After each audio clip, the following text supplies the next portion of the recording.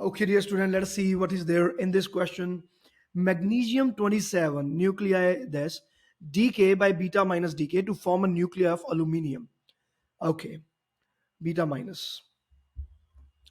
Show using the data that the energy released in the decay of one magnesium-27 nucleus is about 2.62 mega electron volt. The mass of aluminium atom, okay, that is this, and the mass of magnesium atom is this. The unified atomic mass unit is equal to this. That is also given. Okay, fine, no problem.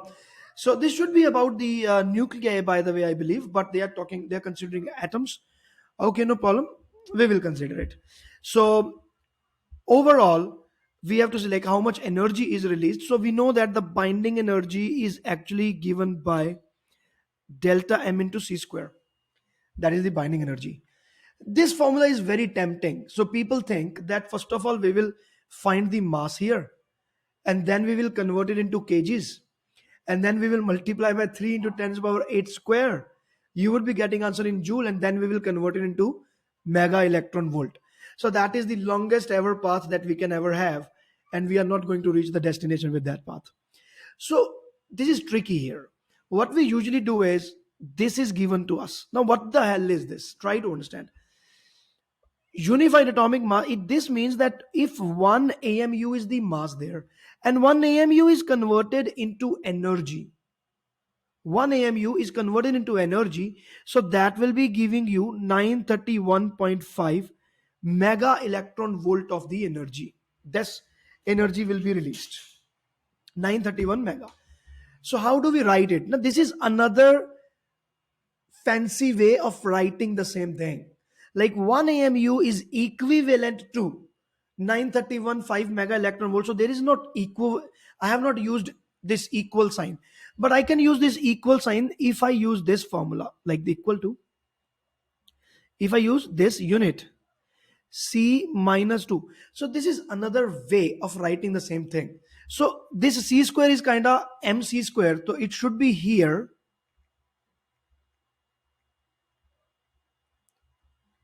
Like this. This C square goes to the other side. That is the only thing that they are doing. Dimensionally speaking, this is completely incorrect. But this is, I told you, a fancy way of writing things. Okay. Now, after this, so we are not going to use this formula, but we are going to use this data. It means we will first find the delta M in AMU. So this delta M will be, aluminium is the product. So that will be lesser in the mass and this will be more in the mass. So 26.98434 minus 26.98153 AMU. This is the mass defect. Now 1 AMU will be producing 931.5 mega electron volt. So this will be producing energy which is like this multiplied by 931.5. So the binding energy produced will be 26.98434 minus 26.98153. This, and this is multiplied by 931.5. So the answer that I am getting is 2.617 mega electron volt. Be very careful about the units. This method is not SI, okay? So 2.617 mega electron volt. This is what is the energy that we get. And we wanted to prove it to be 2.62. Obviously, it can be approximated as 2.62 mega electron volt. Clearly, this is how we do this. Okay, so need not to go for the mark scheme. We already know how to do it now.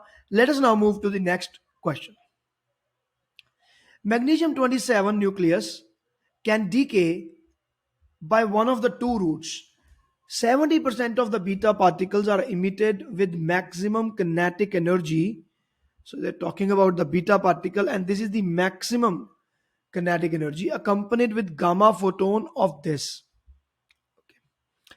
30% of the beta particles have a maximum kinetic energy of this with a gamma photon energy of this. So there are two gamma photons, like one is this, another is this. The final state of the aluminium 27 nucleus is the same for both roots. Okay, so for the aluminium, it is there is no difference. So aluminium is taking away with kind of same kind of energy. The other part of energy, it is distributed among beta and gamma and antineutrino, whatever. So they are distributing these energies amongst themselves. State the conclusion that can be drawn from the existence of these two roots. So what is actually happening is, you see, this energy diagram, you might have seen that earlier in your classes, something like this is given as magnesium, it is converted into an aluminium. Aluminium is having two energy levels, so either this or this. So this is going to emit some other gamma, this is going to emit some other gamma and some other beta something. So gamma energy will be produced because of the nuclear energy levels. Gamma is produced afterwards. What is actually happening? Magnesium first gets converted into aluminium, which is in the excited state. Aluminium is then converted into the aluminium of ground state. Getting my point? Now, aluminium from excited state is going to ground state. At this time, gamma is produced. Here, beta is produced, antineutrino is produced, etc. etc. So, gamma is produced only during the change in energy level of the protons. So the question is, state the conclusion. What does it suggest? Clearly, it suggests nuclear energy levels inside the nucleus, in which proton is making transitions from the one level to the another level, and it is emitting some energy, and that energy is emitted, which is gamma. So this gives you the clue about nuclear energy levels. That's it. This is our answer. Now we move to the next question. I will show you the mark scheme later. So the next question is, calculate the difference between the magnitudes of the total energy transfers in parts A and B. So we have to compare the part A with the part B from the point of view of the total energy transferred. So where is A and where is B, first of all? Okay, so there is a big confusion here. Like this is the root number 1 and root number 2. So it will be highly tempting for the students to compare these two parts instead. Like people will feel that we need to compare root 1 and root 2. That what is the total energy output here with the total energy output here. So that we will also see that. But what I believe is, like, because it is written that part A and part B, so I think they are trying to refer to this A and this B. If we want to compare these two things, then part A is that this energy is 2.62 mega electron volt. By the way, to become very exact, like to see what is happening, have the exact values. It is 2.6175. So let me take that value, 2.6175.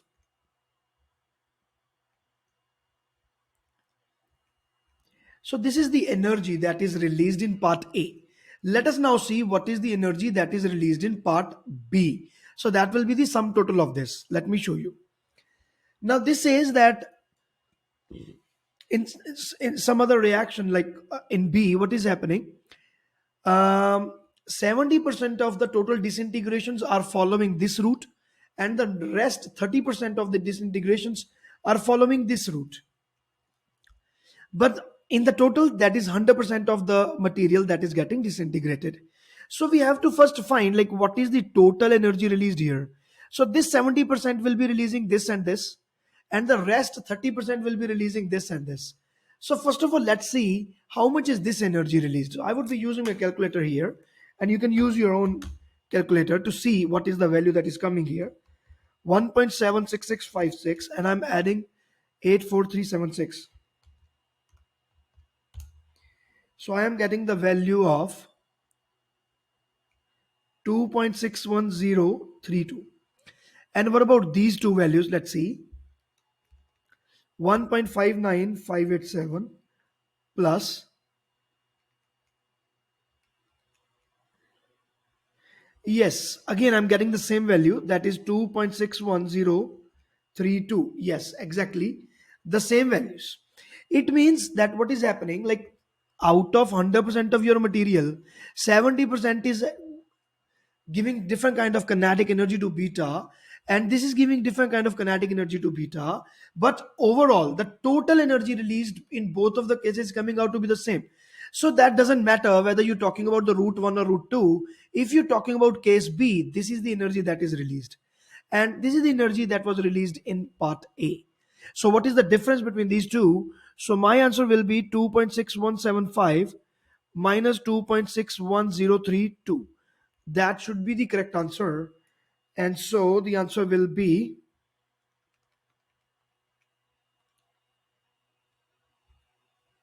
for me, the answer is coming out to be 0.00718 mega electron volt something.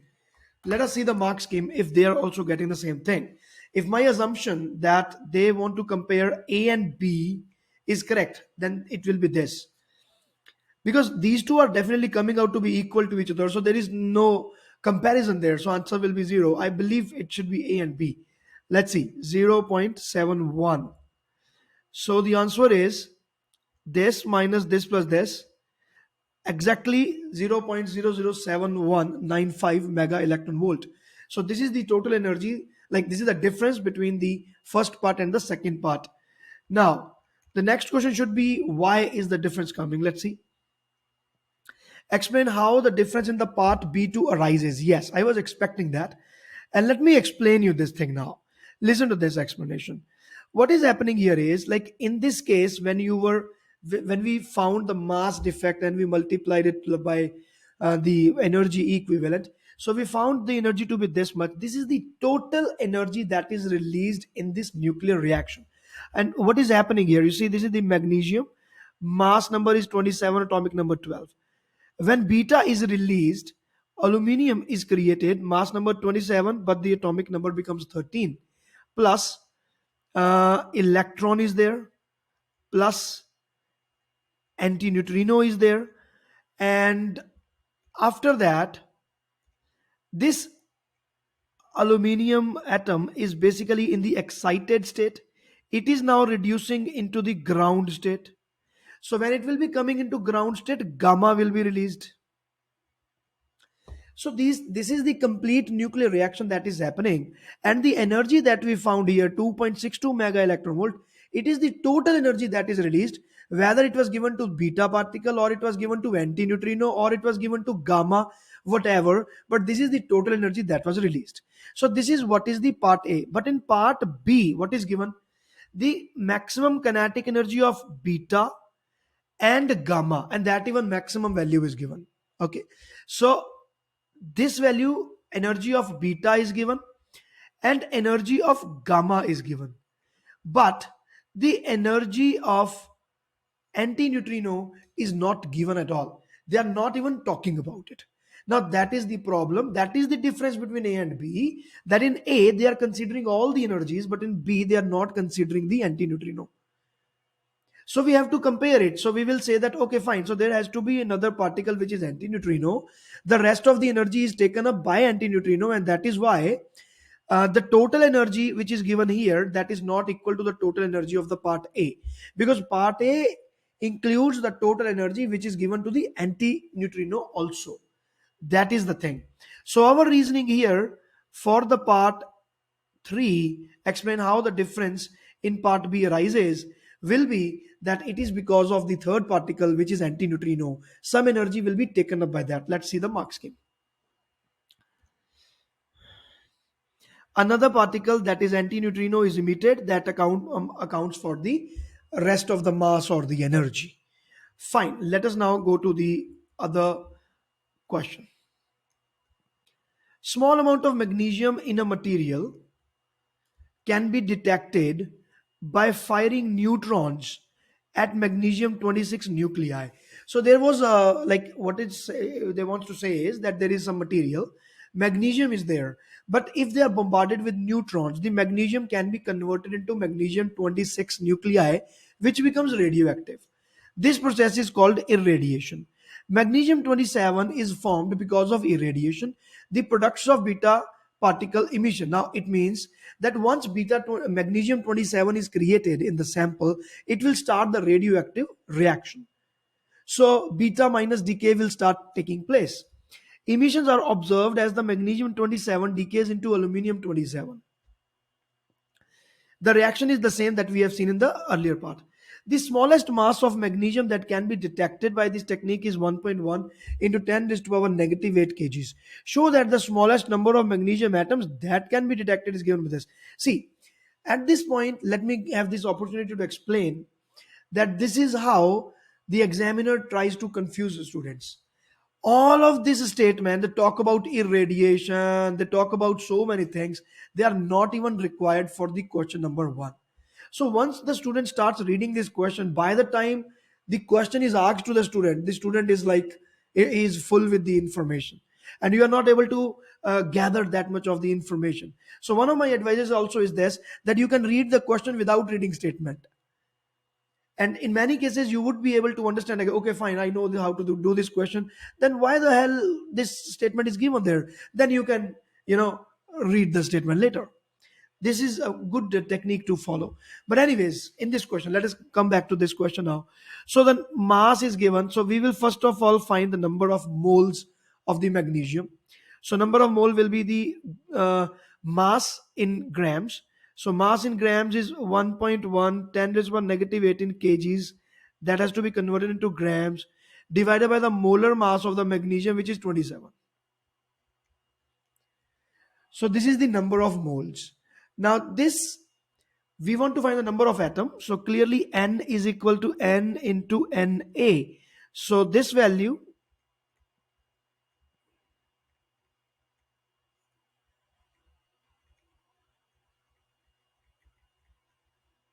this we have to find, and we will find what is the order. Is the order coming out to be nearly 10 to the power 17 or not? But in this case, many of the students, like, it will be tempting for them to neglect the numeric values, and they will completely concentrate on the zeros. Let us see that also. So this is three zeros here, so it will be minus 5. So this minus 5 cancels here. So clearly I'm getting 10 raised to power 18, but he's looking forward to 10 raised to power 17, but I'm getting order 10 to power 18. So students will be confused here. So do not neglect the numeric values here. Let me show you. 1.1 into 6.023 divided by 27. So the answer that I am getting is 0.245. So clearly, this is not the scientific way of giving the order, of finding the order. So what we do, we have got to have one digit before the decimal. So it will be 2.45, and 10 is now used. So that is why it will be 10 raised to power 17. Clearly now we can say that yes, it is of the order of 10 raised to power 17, and this is how we do this question. Okay, let us now, like, no need to see the mark scheme here, by the way. So we can clearly move to the next question. Okay. A sample of the glass is irradiated with the neutrons so that all the magnesium atoms become magnesium 27. The sample contains these many magnesium atoms. Now, this is given already. So this will be N naught. Like, this is the initial number of the magnesium atom in the sample radioactivity is taking place. The decay constant lambda is given. Determine the number of aluminium atoms that will be formed after 10 minutes. So now they're asking about aluminium, they're giving data about the magnesium. So the formula to be used is n is equal to n naught e raised to power negative lambda t. In this formula, what is this n? N is the number of magnesium nuclei left in the sample. It means that the number of the magnesium nuclei who have undergone the disintegration already, that is n naught minus n. So n naught will be the number with which you started. We will find the n. So n naught minus n is the number of magnesium nuclei which have disintegrated and they have converted themselves into aluminium. So this is what we want to find. And before that, we have to find the value of n. So value of n will be 9.5 into 10 raised to power 15. Okay, there is another thing that we can do. We can directly substitute our values here. So the answer will be like this.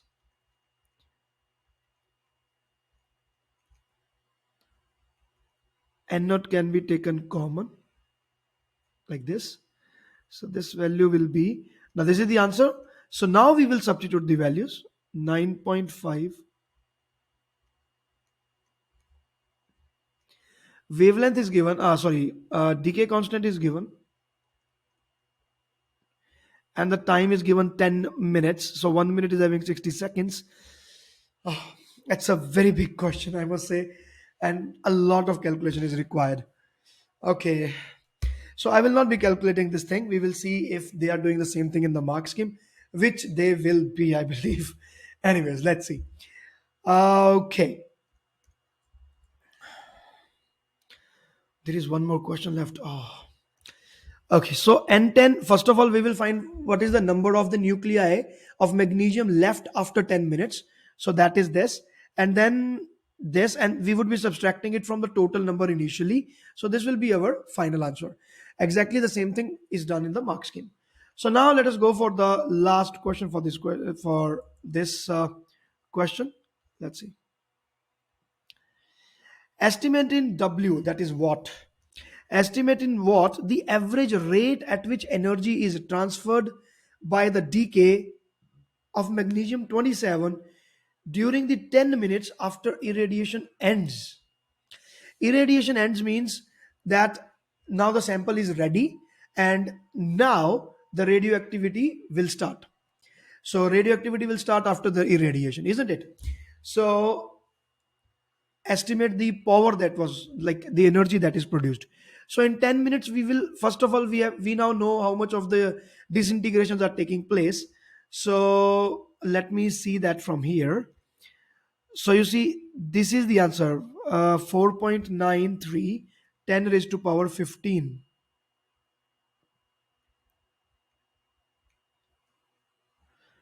Yes, okay. Now we are moving back to our question. Estimate in watt the energy. So this much of the disintegrations have already taken place. And what is the energy that was produced? And the energy produced, I will take the value from the mark scheme, 2.6175.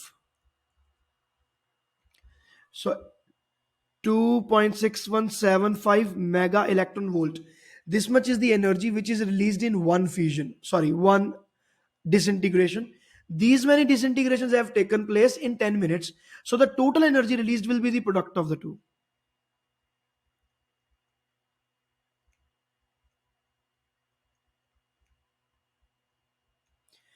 According to me, this will be the correct answer. Let's see.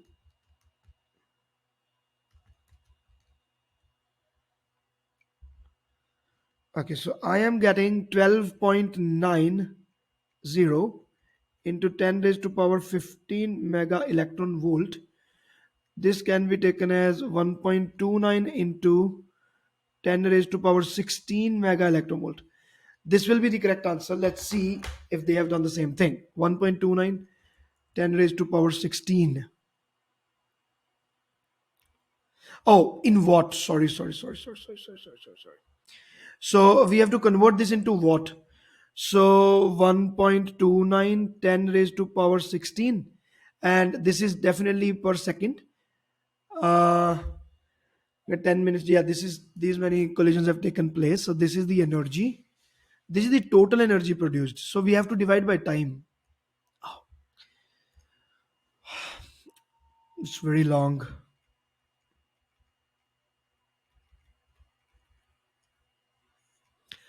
I think we have to divide it by 600 also, because there will be 10 minutes. So this is the total energy which is released. Yeah. Total number of disintegration that have taken place. And this is the total energy produced. So we want to find the power. So definitely we will define like total energy divided by total time. So this is the total energy in, we have converted into joule, and then we are dividing. So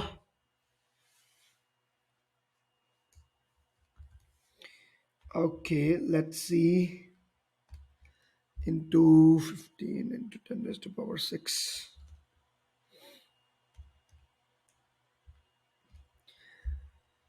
into 1.6 into 10 raised to power negative 19. Oh my god, it's a very long equation. So I am getting the answer of 3.44 watt. Okay, let's see. 3.44 watt. And yes, so we are getting exactly the same answer. Oh my God, this was a big question, I must say. There were so many of the calculations. Like, there is a high chance that you could be making some calculation mistakes, not only in the examination, but even now when you are not sitting in your examination room. Even then, doing this question is a big deal, I would say. Okay, so indeed, this is a difficult question, but we got the correct answer here, and this is how we do this question. So this question paper is over. Thanks for watching the video. Please share the video with all your friends. Thanks for joining. All the best. Bye.